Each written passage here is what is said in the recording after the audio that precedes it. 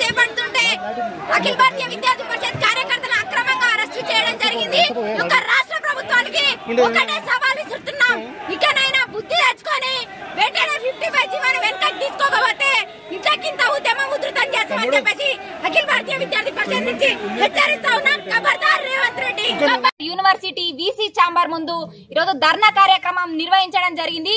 దీనికి గల కారణం ఏదైతే హైకోర్టుకి 100 ఎకరాల భూమిని కేటాయించాలని అగ్రికల్చర్ మరియు హార్టికల్చర్ యూనివర్సిటీ నుంచి 100 ఎకరాల ల్యాండ్ ను నూతన హైకోర్టు భవనానికి కేటాయిస్తూ 55 జీవోని పాస్ చేయడం జరిగింది. దీన్ని వ్యతిరేకిస్తూ వెంటనే ఈ జీవోని వెనక్కి తీసుకోవాలని ముఖ్యంగా డిమాండ్ చేస్తూ ఈ రోజు ఏబీవీపీ ఆధ్వర్యంలో ఈ కార్యక్రమం నిర్వహించడం జరిగింది.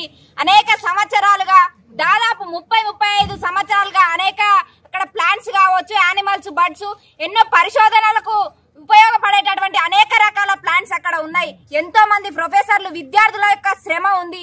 భావితరాలకు ఉపయోగపడే అనేక పరిశోధనలు జరిగేటటువంటి బయోడైవర్సిటీ పార్కు యొక్క ల్యాండ్ ను ఈరోజు హైకోర్టు నిర్మాణానికి కేటాయించడం అనేది చాలా బాధాకరం. ముఖ్యంగా ఈ యొక్క సిగ్గులేని చేతగాని ప్రభుత్వాలకి ఏబీవీపీ ఒక్కటే ప్రశ్నించదలుచుకుంది.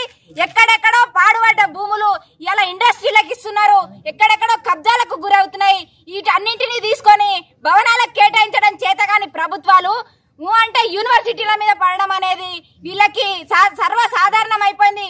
ఉస్మానియా యూనివర్సిటీ కావచ్చు, కాకతీయ కావచ్చు, శాతవాహన యూనివర్సిటీ, ఇప్పుడు ప్రొఫెసర్ జయశంకర్ అగ్రికల్చర్ యూనివర్సిటీని ఏ విధంగా మీకు సమంజసం అని చెప్పేసి ప్రభుత్వాన్ని అడుగుతున్నాం. విద్యార్థులకు అండగా నిలవాల్సిన ప్రభుత్వాలు, విద్యార్థుల పరిశోధనలపై వాళ్ళ యొక్క డెవలప్మెంట్ కృషి చేయాల్సిన ప్రభుత్వాలే ఈ విధంగా ప్రవర్తిస్తే అసలు తెలంగాణ రాష్ట్రంలో విద్యార్థులు చదువుకోవాలా వద్దా, ఒక ఉన్నతమైన స్థానాన్ని సాధించాలా వద్దా?